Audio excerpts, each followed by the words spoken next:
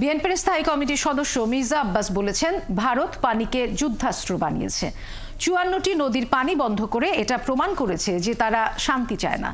তিস্তার ন্যায্য হিস্যা আদায় ও মহাপরিকল্পনা বাস্তবায়নের দাবিতে রংপুরে গণপদযাত্রার আগে এক সমাবেশে তিনি এসব কথা বলেন।